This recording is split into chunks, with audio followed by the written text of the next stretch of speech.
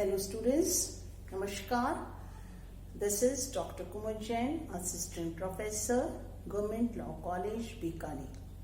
Hindu law जो कि university का अंबेडकर यूनिवर्सिटी का 4th पेपर है, उसको कंटिन्यू करते हुए हिंदू सक्सेशन एक्ट 1956 में आज सेक्शन 14 यानी कि एक जो हिंदू फीमेल है उसकी जो प्रॉपर्टी है वह उसके पास यदि है तो वह किस प्रकार से अंकित होगी. Let's talk about section 14 under Hindu succession act which deals with the property of a female Hindu. Now the question arises whether it is her absolute property or not. इससे पूर्व का जो वीडियो था उसमें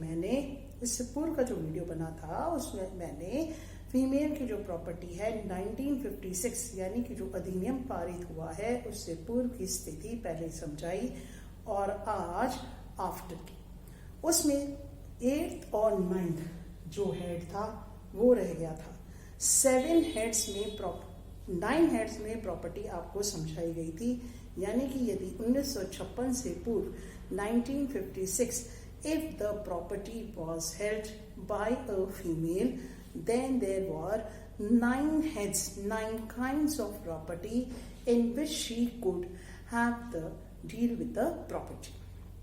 पूर्व में आपको 7 हेड समझा दिए गए थे. 8वां और 9वां आज समझते हैं और उसके बाद section 14. Let's start with this.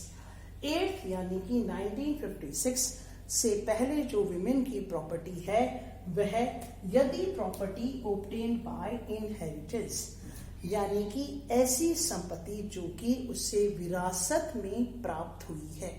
देखो माइंड यू प्लीज, जो एक एक शब्द है लॉ में उसकी इंपॉर्टेंस है.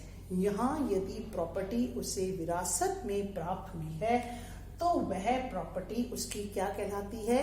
8वां और 9वीं यानी कि property obtained by inheritance and share obtained on partition यानी कि ऐसी संपत्ति जो कि उसे विभाजन में मिलती है.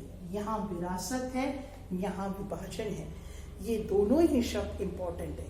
इस दोनों ही प्रकार की यानी कि 8 और 9 जो प्रॉपर्टी है यदि उसे प्राप्त होती है तब वह प्रॉपर्टी उसकी विमेन्स एस्टेट कहलाएगी. 1st to 7th जो प्रॉपर्टी थी वह उसकी स्त्री धन कहलाती थी और जो 8th और 9th जो हेड्स हैं वह उसका विमेन्स एस्टेट यानी कि वह लिमिटेड ओनरशिप थी. वह उस प्रॉपर्टी को एलियनेट नहीं कर सकती थी, उसे अन्य किसी व्यक्ति को अंतरित जब नहीं कर सकती है, उसमें जब प्रतिबंध लग जाते हैं तब वह विमेन्स एस्टेट कहलाती है यानी कि स्त्री संपदा. अब एक्सेप्शन यहां पर जो है यानी कि प्रॉपर्टी ऑब्टेन्ड बाय इनहेरिटेंस. देखिए ये बिफोर 1956 है तो जो बॉम्बे स्कूल है वह अपनी अलग बात कहता है.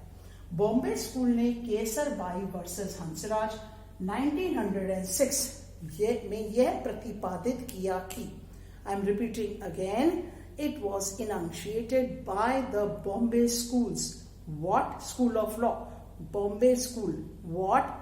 that the property obtained by inheritance is not women's estate but it is स्त्री धन. फाइन.